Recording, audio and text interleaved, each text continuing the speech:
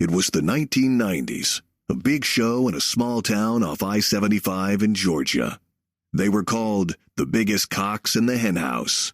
But things have changed since then. It's been 30 years, and they finally found a home here, like everyone else, doing a podcast.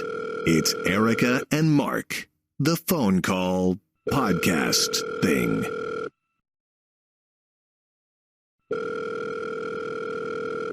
Hey, who's this? It's Mark. Oh, Mark in the Dark. How are you? Mandatory phone call of friendship time, is it? Yes, that's one of my many aliases. But Mark in the Dark was one.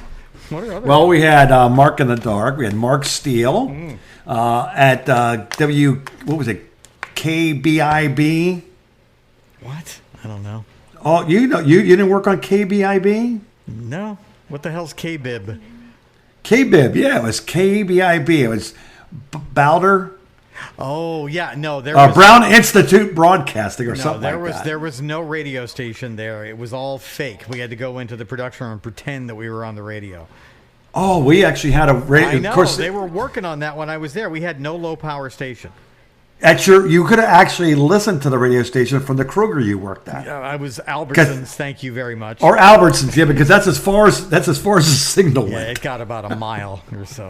Yeah, I remember. I was so jealous because it was coming online right after I left.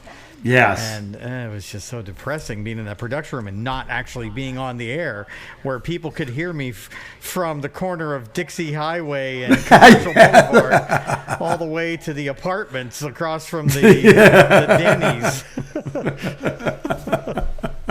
Yes, I was Mark Roberts there.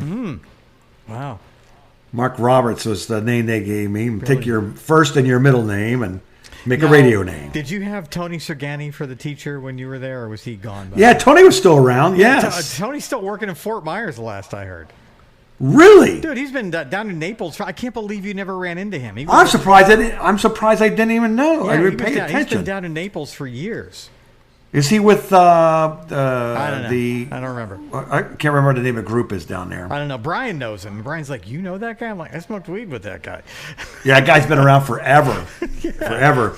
He used to teach, and then he would go to Metro Traffic. That's right. And work there too. And then he would go do Miami Vice, like a background or extra bit parts. Remember that? Yeah, there's a lot. Yeah, there's a lot of DJs that I know. Dude, that guy is in so many episodes of Miami Vice. It's ridiculous. I see him all the time.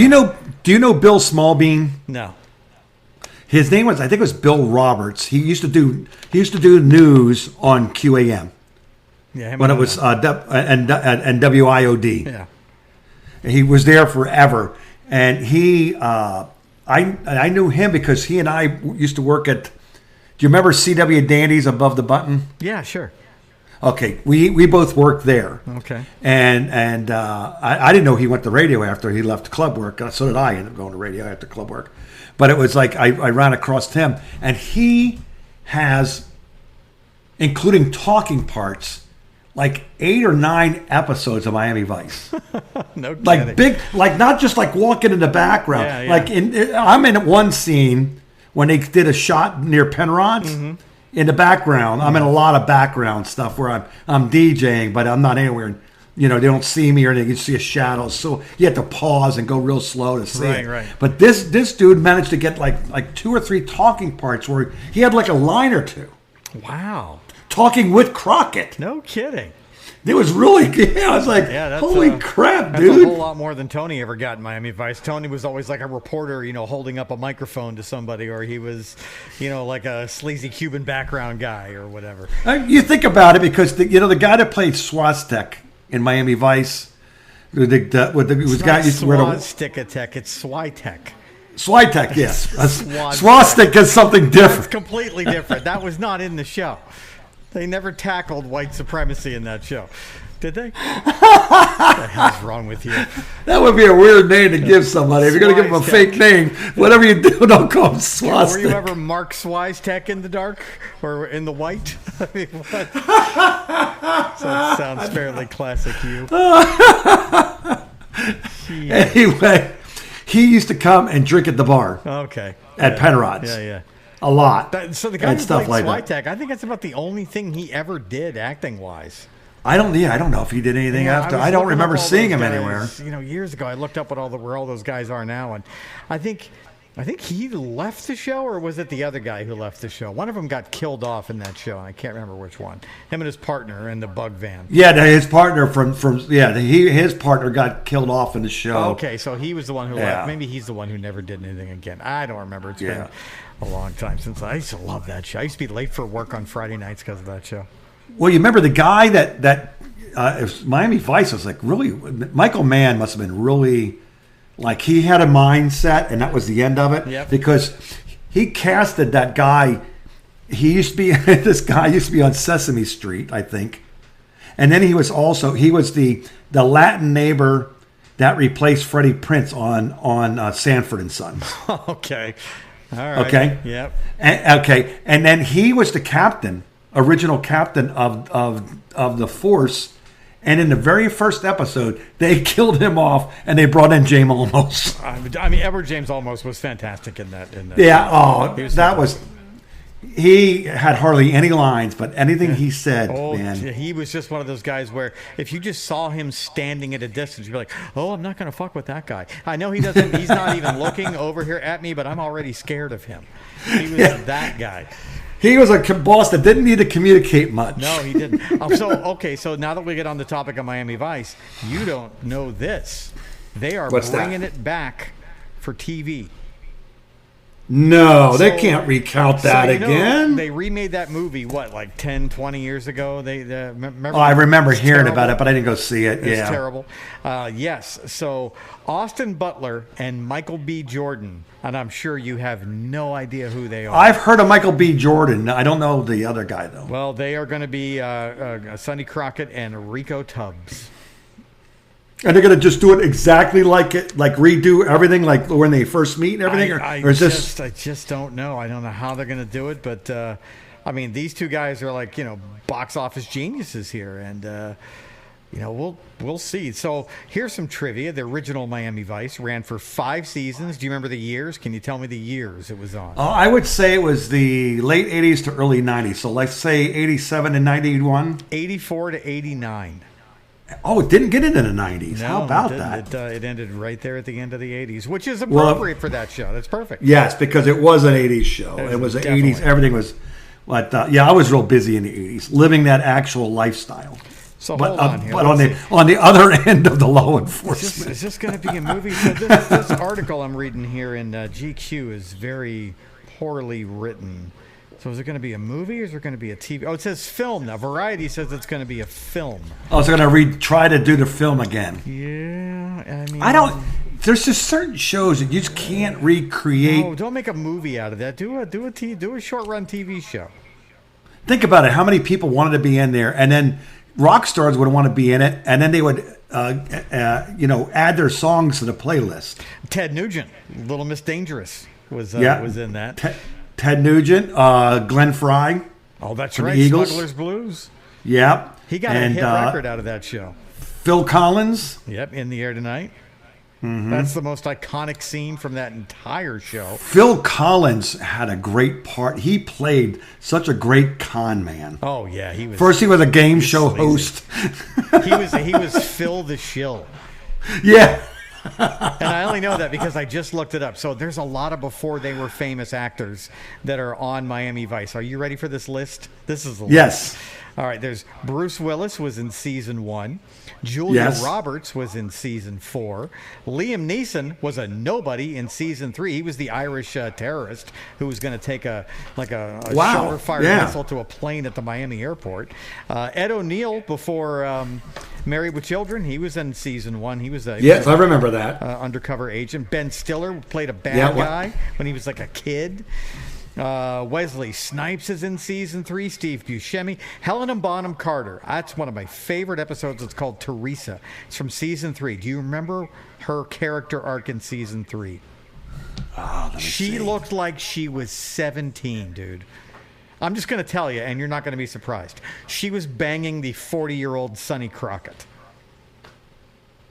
And how old was she? She was late teens, I think, when she filmed this, and she was playing a doctor in some emergency room. And she was hooked on pills, and I remember that one. Was in love with her, and then he called her. He was going to marry her, and then she was marry her. She's stealing pills from the hospital. Now I got to arrest her.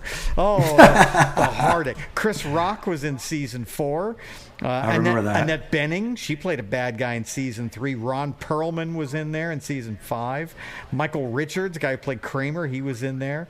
Rock stars: Miles Davis, James Brown, Willie Nelson, Gene Simmons. Frank Zappa was in there. He was terrible. I remember when Zappa played like some pimp in season 3. Then, of course, we just talked about Ted Nugent. Sheena Easton was in there. Some other notable appearances. Dennis Farina, remember him from? He was in Midnight Run. He's in all the mob movies. He's the mob guy who talks like he's from Chicago. Oh yeah, he was in. He's in a lot of those. Yeah. I remember that guy. Lee Iacocca, the former CEO of Chrysler, he was in season 3 for some reason. That's interesting. I know, right? And Bill Russell, the NBA legend, he was basketball player. Yeah, he was in season 3 as a lot of these are all before they were famous people. Nobody knew who any of these people were when the show aired. This is before Bruce Willis got moonlighting. That's how long ago it was. Back when he had hair and didn't have dementia. The poor bastard. I feel so bad. I know. What happened to him is terrible. Ugh. I know. All that fame and fortune and man.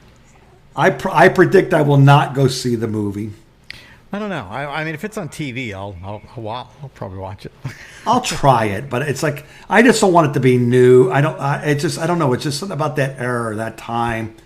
Get off my lawn. I know the music and the cars, and you just can't do that with this. I mean, it was just a different. Plus, I think the reason why it was so popular actually with the people in Florida was because it was pretty true. That was our life. Yeah, people. Yeah, there was a lot of people.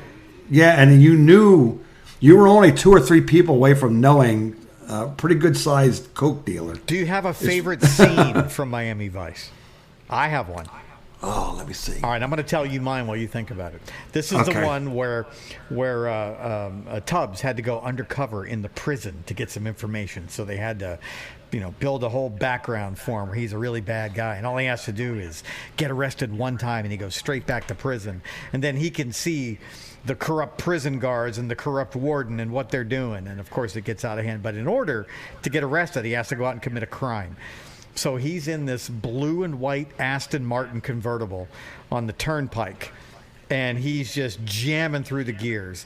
And George Thorogood, Gear Jammer, is playing as loud as it And this Aston Martin convertible with the top down goes blowing by these 2 FHP cops that are in 5.0 Mustangs, the 4i ones. And these 2 5.0 Mustangs are chasing down this Aston Martin, all while Gear Jammer by George Thorogood is playing. And Tubbs is like, "Let's see what you got, suckers." So fucking cheesy now. And every time I find that scene on the internet, I watch it like 3 times. And then I'm like, I have to stop. I have to stop here because this is so good. Yeah, I don't know. I don't know if I have a favorite one or not. I mean, they were all. I mean, just the way it started to begin with was like way over the top. It started with explosions and everything. Credits for that show, you would watch them because the song was so good. And now you just fast forward through everything, but back then, not that show. No, that. Even Jan Hammer became like a huge. Yeah, remember? I do. He did an album with Jeff Beck. It was him on keyboards and Jeff Beck on guitar. Oh, he was everywhere because of the Miami Vice theme song. Yeah, they really put him on the map. Yeah, and he played. They had a song called Freeway Jam. This is all starting to make more sense to me now. You know how I always say the '80s were terrible and they sucked and they're the worst decade. Yes, they were, and because Miami Vice is the best thing that we had. And if you go back and look at that now, it's terrible. It's just but if I stumble into it somewhere, if there's a marathon on one of these channels I watch, I'm like, well, I guess there goes my weekend. I'll be sitting here watching Miami Vice commercial free until Sunday. Well, here's how much I like Miami Vice that I actually would play and own a copy of Don Johnson's Heartbreak. Heartbeat. Is that what it was? See, somehow I know better. That's sad. I played that on the radio on Z106 in Sarasota. I watched him land in a helicopter at the Metro Zoo in Miami. Yep. Actually, down in Kendall, south of Miami. And the Allman, it was Greg Allman and friends were playing, and he got off of a helicopter, came out, and did a couple of songs with the Allman Brothers, and he did that song. And he did Heartbeat, and then he was like, okay, pay me in my bag of cocaine, and I'll be out of here. He was, I didn't know if you noticed or not, but he was really tight with the Allman Brothers and did a lot of time in Macon. Oh, sure. He wrote songs. He didn't want to be an actor. He wanted to be a rock star. Actors always want to be rock stars. Rock stars always want to be actors. Always want to be actors. I know. He was definitely one. But he was actually hung around with Dickie Betts and all that, and they made music and everything. I was really surprised. But I remember that, and then I can remember dressing like Miami Vice. Oh my God! Well, you had your collar popped and linen jackets and all that stuff. Linen jackets with the sleeves slit up. Wow! Was it a pink linen jacket and a white shirt and? No, but then the T-shirts without the fancy. Mark, T-shirts. You were not wearing a T-shirt with linen, were you? Yes, because a jacket, just a T-shirt with your jacket and your dress shoes without socks. Oh Loafers. My God! I think they would probably fall under the word fashion now. Well, what that also falls under is mortal sin. Loser. Mortal sin in the Bible. I just looked it up. Deuteronomy 22:11 prohibits the clothes made of a mixed wool and linen. You can't do that. It's you can't. It forbids blending those two specific materials.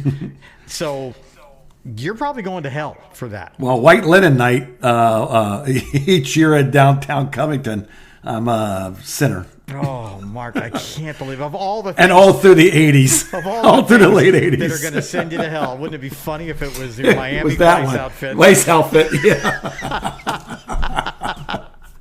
Wow. All right. Let's take a quick break, and then I have two questions for you, and one of it is someone really not really close to us, but someone you and I both know real well. But even though we both know him and we've both hung around with him, he liked you more. And matter of fact, when it came time to invite you to dinner, he didn't invite the show. He just invited you to dinner. Oh, I'm looking forward to who this is. I have no idea who this is. And he's having a birthday. We'll do that next. Okay. Erica and Mark. The phone call. All right. So there's a guy that we knew, and we worked together. So this is this is in Macon. This is not in Fort Myers or Sarasota. Yes. Okay. Yeah, in Macon, and he was a friend of the show, and he was a big deal. A really big deal. Kind of a big deal. No, I think he was kind of, because he was very low-keyed. Okay. Yet everyone that was anyone in the rock and roll business knew who he was and desired his services, and all he wanted to do was sell trees. Oh, that would be Chuck Leavell from the Allman Brothers. Yes. Yes. Oh, yeah. Chuck Leavell. I didn't know he didn't invite you. He didn't know who you were. Probably not, but he invited you to the dinner. And I remember you telling the story the next day. I don't remember this at all. And you were telling the story about the phone rang, and it was Mick Jagger. Somebody came to tell him Mick's on the phone. He wants to talk to you. And he goes, just a minute. And he says, he'll be right back. And he went out. And he came back. Yes, I'm going back on the road again with the Stones. That was when he got invited. He got invited to go. Yeah, and I saw that tour. And for the 90s tour, yes. He's up on stage. And I'm like, I know that guy up on stage. He gives me free Christmas trees every year. He was like the white Billy Preston. Dude, that guy. And he's cool as shit, too. A great keyboard player. And everybody wanted him to be in the band. Eric Clapton has had him. Rolling Stones have had. There's been so many bands that have had him. Yeah, I just saw the Rolling Stones a couple of years ago when they were on their last tour in Tampa, and Still he was there? I thought about going backstage or trying to get back there, calling a radio for just to see if I could go back and say hi, but I had somebody with me who was much older than me, and that was a lot of walking for her, so I didn't do it. I 74 years young today. 74 years young today. So birthday. he's actually very young for the Rolling Stones. So one of the weirdest things ever happened to me at his house once, and I know that a couple of people who are listening to this have probably heard me tell this story 15 times, but you may not know this story, or you may have forgotten this story, or maybe I didn't tell you. So I had this landlady out in Macon in my apartment complex where we lived out at the lake. Her name was Doris, and she was as southern and as nice as could be. And, I'd get home at 11:30, 12 o'clock every day. So I'd go down and pay my rent once a month, and I would sit there and hang out with Doris all afternoon. And, sometimes we go grab something to eat, or we just sit there and shoot the shit for a couple hours. She was super nice. And she's telling me, she's like, oh, I know all about your rock and roll life. And she's like, my son's in a band. He plays guitar. I had to grow up with it. And now I'm scared because I'm afraid that her son is going to want me to play his music on the radio because I'm the program director, right? Oh, yeah. And so I don't really pursue a whole lot about who her son is. And one day, I'm at a Christmas party at Chuck Leavell's house, and I see Doris, my landlady, is there, and I'm like, what the hell is Doris doing out here in Twiggs County at Chuck Leavell's tree farm? Because you remember where he lived. It was way the fuck out there. It was way east of town. In the boonies. Yeah. So I'm at this Christmas party having a good time, and Doris sees me and comes over to me, and she's like, hey, I want you to meet somebody. I need you to meet my son. He's around here somewhere. And I'm like, oh, God, oh, no.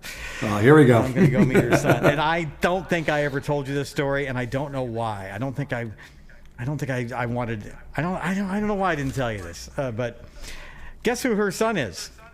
Who? He's somebody extremely famous. Gary Hoey? No, he's way more famous than that. He's way more famous than Chuck Leavell. Oh. I will just tell you this. He is a guitar player in a band from Gainesville, Florida. From Petty? Mm-hmm. Do you remember who's the guitar? No. Mike Campbell. Wow. Just to see the look on Mark's face, he just gasped. Wow. And I'm just like, she's like, this is my son, Mike. And I'm like, nice to meet you. I said, yeah, I know who he is. You didn't tell me your son is freaking the heartbreaker, Mike Campbell. And Mike's laughing. And I'm just like, probably with my jaw half hanging up. And she's laughing. And I'm just like Doris, and he's like, what do you do? So I explained to him what I did. He's like, and you never, and she's like, well, I just never really came up. And I'm like, yeah, I guess it really didn't. No, they never asked. No, I just never really just assumed it was a garage band. And I was just like, holy shit, Doris, why are you working in an apartment complex? She's like, oh, I just like it. It gives me something to do. And, the hours are good. It's not a hard job. And, oh, my God. And I'm like, Jesus, Doris. Like, do you know how... I wanted to say, Mike, did you ever tell her how rich you are? You know what I need to do is look up Mike Campbell's net worth now. Let's see what he's worth. Mike Campbell, Heartbreakers, net worth. What do you think he's worth? You want to guess? Let's say $5 million. 60 million, Mark. Wow, I was off by 12 times that by 12. 5 million you were off. Yeah. So that explained it, and because they were from outside of Jacksonville, and that explains her southern accent. And she would. Doris would tell me stories about Jacksonville all the time, and I'm just like, oh, cool, Jacksonville. Yeah, I think I saw Robert Plant there once. That's all I know about Jacksonville. That's wild. Oh my God! But yeah, that's another one of those. Erica is dumb radio stories. That's not quite as dumb as what happened to me in California with the cast of Friends. This is another Erica is dumb story. You don't know. Oh. This is before you, or maybe it wasn't. I don't know, but I thought so. It was during the heyday of the Friends. I thought I have told this story to you, or maybe I thought. Are you sure I haven't told this story on this podcast? I don't think so. I think I would have remembered him. So we're at the Troubadour for the Counting Crows show, and the Counting Crows had just come out. They were blowing up, and we're at the world famous Troubadour, where everyone has gotten discovered from, like Elton John, and I mean, you name it. Everybody has played at the Troubadour, and we're there for a private party to see the Counting Crows play their new album, and they're a new band. They just come out, and they were blowing up. Right. So I'm there with some other people I know from other radio stations, and I'd gone to California by myself, so I wasn't with anybody from Macon, or maybe this was I in Sarasota? I don't remember. But anyway, I'm there, and I'm going to go to the bar and get a drink. So I go to the bar and I'm standing there, and there are these two really hot girls that I'm standing next to, and I'm talking to one of them about whatever. And the other one is, taking a drink, and, I shook her hand, and she introduced herself, and I don't know who these fucking people are. I'm thinking to myself, these people are famous, because these two girls are way too gorgeous. These two girls are like California 10s, which is that's heavy. Yeah, it is. It was just and I go to bed at 7 o'clock at night because I'm doing the morning show with you. I just didn't stay up late much, so I don't watch TV. I have heard of Friends. I just had never seen the show because it's on like 9 or 9:30 on Thursday nights. I didn't see the show till 2020. I didn't see it until I came to work in TV in like 1999. It's the first time I saw Friends. Yeah. So I'm talking to these two girls. I get my drink and I just leave. I'm just like, hey, those are two really hot girls. Go back over to my friends I was hanging out with, and they're looking at me like, oh my God, do you know who you were just talking to? What did they have to say? And I'm like, what? Jen and the dark hair? I can't remember the dark haired girl's name. I seen her in something though, and somebody was like, yeah, she was in the Bruce Springsteen Dancing in the Dark video. I'm like, that's where I know her from. She's the girl that Bruce pulled up on stage at the middle of Dancing in the. All right, now I know who that is. Yeah, that was. And her friend. That was Courtney, I believe her name was. Now that I'm remembering. And they're like, they're on Friends, and I'm like, what the fuck is Friends? What's a friend? Yeah, and they're like, that show that's on, it's the #1 show on TV. I'm like, you guys, I get up at 4 o'clock in the morning. I don't watch TV. I had to quit watching Seinfeld because I couldn't get up. So they're like, yeah, they're only on I guess I think Jennifer Aniston was dating the lead singer of the Counting Crows, or maybe Courtney Cox was. I don't remember. One of the two of them was dating the lead singer of the Counting Crows, and that's why they were there. And then I see Schwimmer's over there, and Joey's over there. They were all there. All 6 of the friends were there. I didn't know who any of them were. They probably thought it was cool that you weren't bothering them either. I guess. I was just like, you're not asking for a picture or anything. You're like small talking. No, what's going on? That's all I was doing. How's the weather? We were talking about the band, and I told them I was in radio, and I really liked the song, and one of them was just like, oh yeah, I know the lead singer. We know all the guys in the band. They're really awesome. You ever seen them before? No. That's literally what it was. I'm just like some fucking mook from Georgia who doesn't know what Friends is. What an idiot I am. Oh, God. So not only am I clueless at Chuck Leavell's house, I'm clueless at the Troubadour. I had no business being out in public back then. Stupid. The one thing I remember about the Counting Crows song was when you were on remote, and we had the back door open. We had that big wall of speakers. Oh, yeah. That radio stations used to have, right? And that song went that ding, ding, ding, and that bass drum would kick in. Boom. Yep. And that thing it sounded like a rap song. Boom. Oh, it would rattle the windows. Boom. Yeah. So, how many times did that stereo get stolen from that van? Oh, my God. It was so many times. I mean, the van's just parked outside. What did we think was going to happen? It's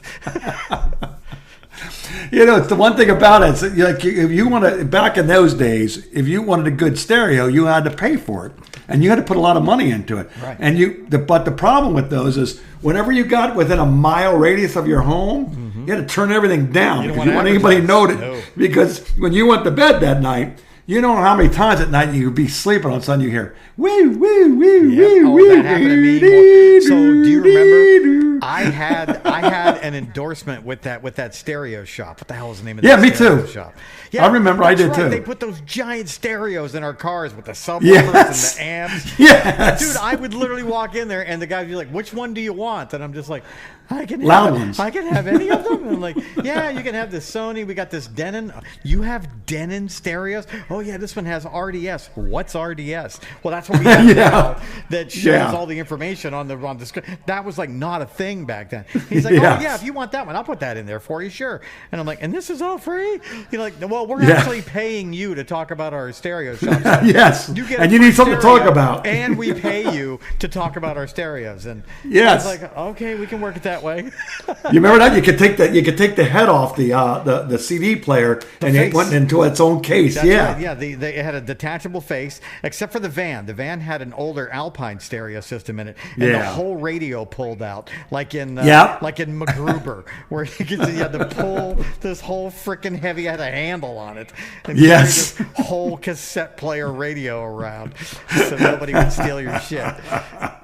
The speakers and the amplifiers, though, those would get stolen at least twice. Because the actual thought about, if you think about it, the actual premise of the alarm on paper looks phenomenal. Yeah. Hey, but look at me, I'm getting broken into. But nobody counted on people not giving a shit. Care. Yeah. Once they heard it once, they were done. And they're like, oh, God, well, so you turn that thing off. There's 3 guys out there with crowbars. Yeah, just turn it off. I remember walking, you don't remember where I used to live in Macon. It was in that apartment complex across from the mall. Yeah, back over by the Mexican place. Yeah, so I walking out of my house. It's like, what, 5:30 in the morning? And an alarm is going across the way at the guy across the street at the apartment building over there. Yeah. And I'm watching 3 or 4 people just taking everything out of his car and pulling. I mean, they were just. It was literally like a pit crew. Yeah. Oh yeah. They could still in 2 minutes and they're out. And they were out the door before that guy could get out, and he was a cop. Oh my God. His cop car was right next to him. You know, I do remember not being worried that my car would get broken into and all my shit would get stolen, because I was like, I'll just get new stuff from these guys. Will just replace it, and I'll get bigger subwoofers next time. Make it heavier for him to carry. Oh, Macon was such a bad town. Oh, speaking of Macon, here's something that I bet you didn't know also that I stumbled into yesterday. I don't even know. Do you remember our competition who worked over at 99 Ways, WAYS? Do you remember the morning guy there? Was it Chuck somebody? No, Bill somebody. No? He was there for years. He was there for 20, 30 years. He is now in the Georgia Radio Hall of Fame. That's how famous. And we were killing him. We were beating his ass. Why are we in the Georgia Radio Hall of Fame? We weren't there long enough. We were only there a couple of years. Okay. He was there for a year. But it was Bill Elder. Remember Bill Elder? I do remember that name, yes. Yes. He died a couple months ago. I just stumbled into this. He died in the middle of February. 71. Wow. I know. So he wasn't much older than you. No. Yeah. Well, yeah, you could be out of this contract with friendship within the next 3 or 4 years. It could actually happen. It could actually happen on Friday, for all I know. Oh, well, what's going to happen on Friday? Getting a colonoscopy. When you're asleep and they start poking and prodding you, you don't never know what can happen. That is the age of this show. Now we're talking about our dead colleagues. And you're getting a colonoscopy this week. I'm getting one, I think, in 2 weeks or maybe 3 weeks. Mine is in the middle of May sometime. So I'm doing upper and lower. So I figure just do it all at once. It's just one anesthesia. Yeah. And I'm going to make sure that they do the upper one first because of reasons. I don't want to. You don't think that they would just be like, it's fine, just wipe it off and put it down. It's fine. I don't think they're supposed to, but I don't know. There is a return on investment. This is where we need to have. This is where we need an actual radio show where we can ask people to call and say, if you're a nurse and you've ever worked in the colonoscopy industry, do you guys ever forget after you've done the bottom? You're like, oh, hey, we got to do the top too. I'll just wipe it off. It'll be fine. They won't know nothing. Because I bet that's happened. I will bet you that's happened. I just don't want it to happen to me. Yeah, it can happen, but it's I'd rather. And if it happened to me, I just don't want to know about it. I mean, I think you would know. You'd have a weird taste in your mouth. Maybe when you burp, you're like, oh, my burps all smell like shit. Gross. All right, let's take a break before I say something worse. This is why we don't get paid for this show anymore. It's my fault. Erica and Mark. The phone call. Hey, I'm looking here right now. I forgot to add that last segment. You know what Bill Elder died from? Heart attack? No, colon cancer. He was getting scoped. Wow. No, I made that up. That's totally not true. No, but they probably went in there looking and found something, and then that's, once that starts. Let's see. Cause of death. You know what it was? He was in radio his whole life. And here's what we know. It doesn't say. Oh, he died of congestive heart failure. Sorry. Okay. Yeah. And for some reason, he was in Baton Rouge, Louisiana, in a hospital. Wow. How does that happen? Places Must have I never family over there. I mean, that's like an hour away from me. Yeah. Oh, see, you could have been there for him, man. I know. If I had known he was here. You think that guy would have remembered either one of us? I don't know. I might have remembered what a pain in the butt we were for winning. Betty remember me. Oh, yeah, you're the one who didn't know who Chuck Leavell was. No, I knew who Chuck was. I didn't know that my landlady was the mother of the guitar player in the Heartbreakers. It wouldn't be so bad if we were just good winners, but we were poor winners. Yeah, that's true. We gloated a lot. Well, we had to gloat because we were winning by so many points. It was getting embarrassing. I remember there was one book where we had like a 60 share, like in 25 to 34-year-old men, this really narrow demographic, and the nearest station to us had like a 9 share. We had a 6. In a town that the Chamber of Commerce says is 80% black. Yeah, even the black people were listening to us. Yes. And then I would get in trouble for making fun of the black people by the black people who were listening to us. Anyway, what were we talking about? Well, I was wondering, did you go to this Carnival of Terror? What the hell's that? That happened? It just happened over the weekend? Is that like a colonoscopy? Is that what it's called? The Carnival of Terror.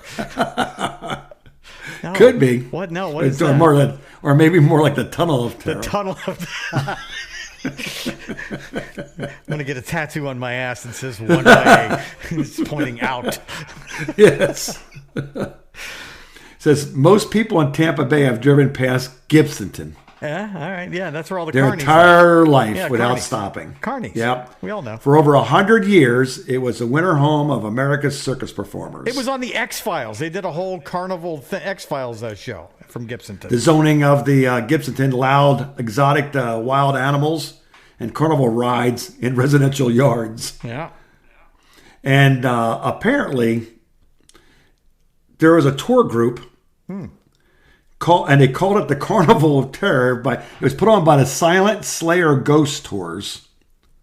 And they took you around through Gibsonton to where all the crazy stories happen. I imagine like Lobster Boy and that made national news, that one. Oh, I know all about the Lobster Boy murder. Would you like to know more? Oh, it was gross. Oh, it was bad. The whole thing it's sad. It's because his kid who did it was he did it because Lobster Boy was abusing him, I guess. Yes. And it's kind of like one of the like, oh well, I see why you did it. You're still going to get 12 years in prison, but I see why you did it. It's very odd when you see this thing because my ex-in-laws live there, have a house there in Gibsonton, and when you pull in. It just don't feel right. Yeah, it's like there's a lot of places you can pull into, and that doesn't really, hey, it's just Florida. Mark, what you're feeling it's just there? That is a trashy side of town, is what you're feeling there. But yeah, it's like, and there's literally when you're driving, it's like you go by, there's pieces of a Ferris wheel or a merry-go-round. Oh, it's all kinds of stuff there. It's like a when horror you go to, show, yeah. And the people, a lot of mongoloid-looking people that were at this, like when I had to go get ice. You can't say mongoloid anymore. You can't. Oh, you can't? No, you can't. I don't know. What do you call them then? Disfigured? Freaks. You call them freaks. Oh, is that okay? It's better than mongoloid. Okay. Yeah, a lot of this.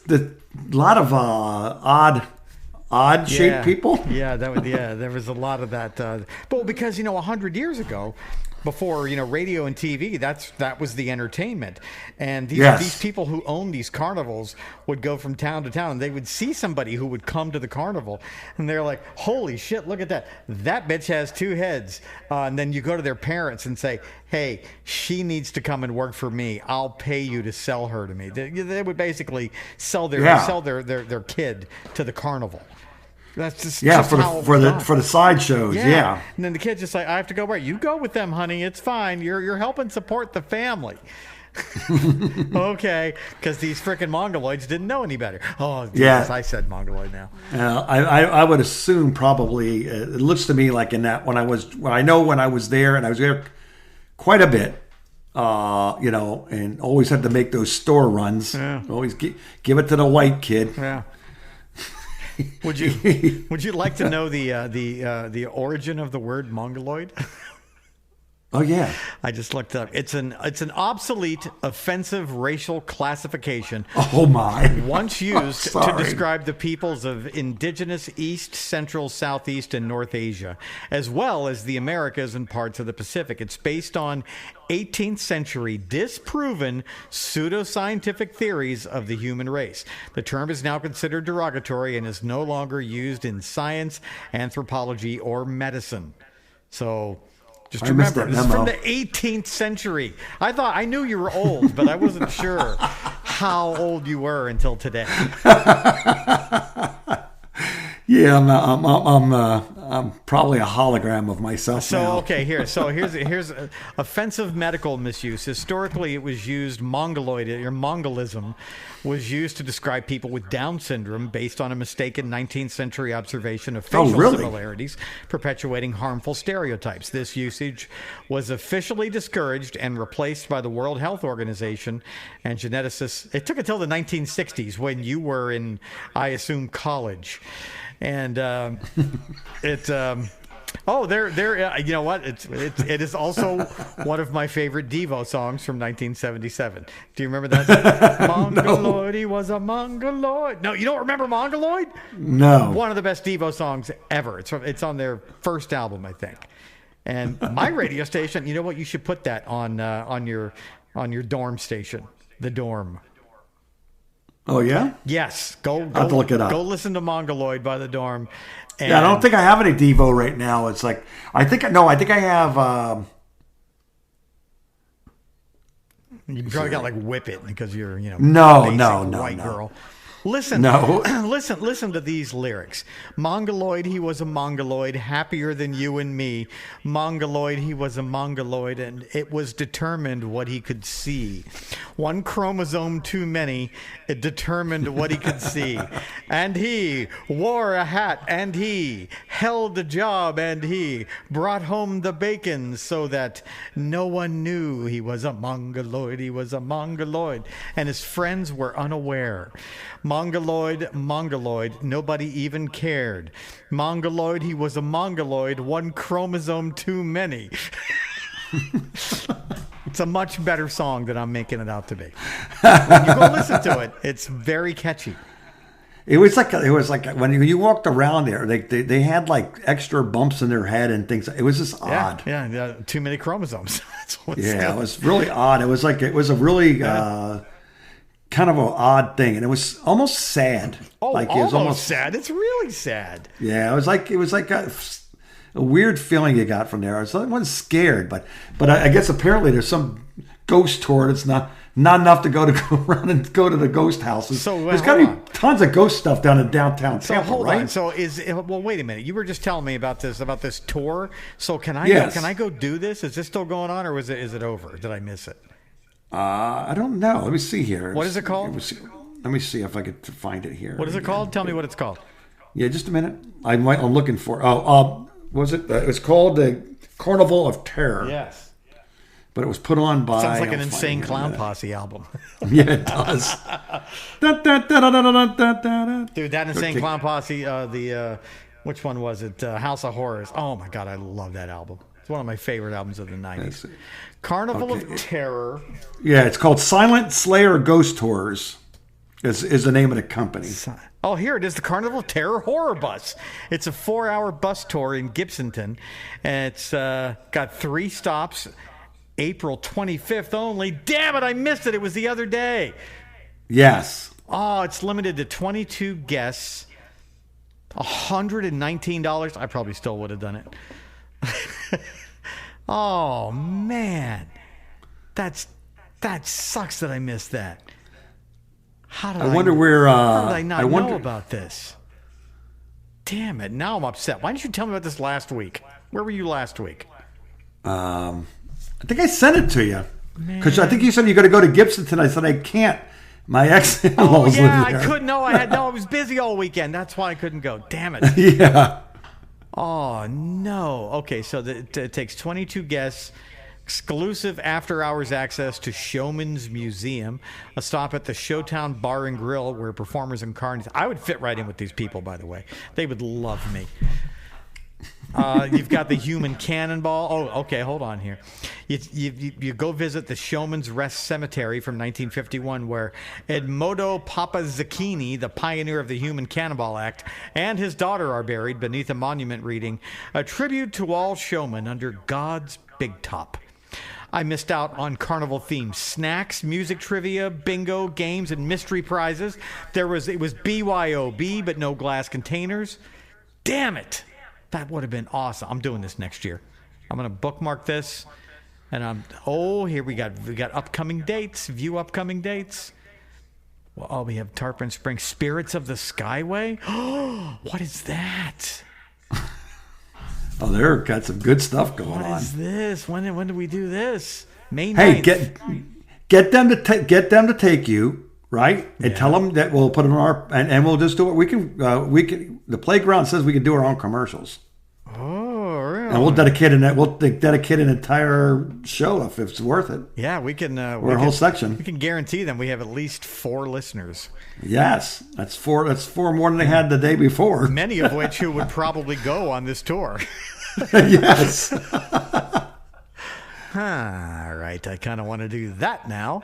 They got spirit boxes. Listening for there's a ghost of a young boy reported by the rest area staffers, believed to be looking for his mother. And that sounds sad. I kind of don't want to go now. No, I still want to go. Who am I kidding? I still want to go to that. All right, let me look into this. This is good information, Mark. What else do we have here? We have the old Gilchrist County Jail ghost hunt. We have a funeral home ghost hunt. You want to come to that with me? No. I'll pay for it. It's in Tampa. No. I will pay for this, Mark. And I am going now. I'm starting to go to funeral homes for funerals. Well, this would be like a ghost hunting thing. There would be no funeral. No. Although there's probably always dead people in there. Saturday, August 15th, 2026. You're going to be in town in August, mid-August? No, I will actually at that in August. I will be no. Damn that's it, in Mark. September. No, I'm going to be. No, I'll be here. You got a Safety Harbor ghost tour. I don't want to do that. There's too many douchey people in Safety Harbor. Good pizza there, though. I would go for the pizza before I would go for the ghosts. To Safety Harbor. They're snooty ghosts. Yeah, they have a really good pizza place. You know who lives in Safety Harbor? Mike, the weather guy, and Robin Zander. Oh, I forgot about Robin Zander. That's right. I think everyone else forgot about Robin Zander too, except. And you remember my friend Rita that we ran into when we went to go see we went to a tailgate party before we went to a Bucks game. Oh yeah, I do remember Rita. Yeah, she lives in Safety Harbor too. Wow, it's just a beaming with people. Well, they have a ghost tour that Rita can take. I lived in Safety Harbor actually. Kind of pissed for a little while. I lived in the 80s there.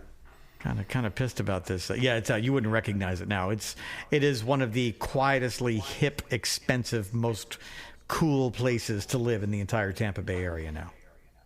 Yeah, I used to live right off of 60 and McMullen Booth Road. There's a condos there. Yep, I know right where that is. And I used to rent a condo there when I worked for the collection agency, trying to run down people that wrote bad checks to Winn-Dixie. And now where's Winn-Dixie? It's Aldi now. That's where it is. Well, that's what happened to him. Yeah, too many bad checks. All those bad checks, they were cashing for cash so people could go and get their drug on. Boy, that was a good scam. Checks back in the day. How many checks have you floated in your life, Mark? Nobody knows what that is anymore, by the way.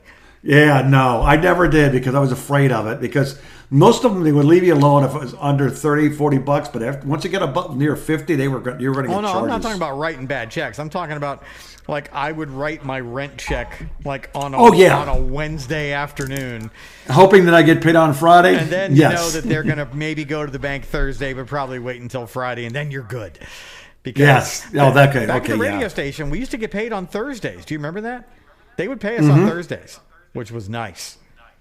Yes, because you got to get into the bank before. Because if you back in those days, you put your money in on Friday. It wasn't good till Monday. Man, at least, and then God forbid it was. They had to hold it. Yeah. They had to hold it. Right. They had to hold that old boondoggle for what we don't know. Because they were afraid it might bounce. You know what? Do you know what the best part of working at the grocery store for me was? We got paid every week at the grocery store, not every 2 weeks. So wow. I learned that you could buy Albertsons stock with your paycheck, and you could buy like up to like a third of your gross paycheck. Right. Of your gross, not the net, of the gross.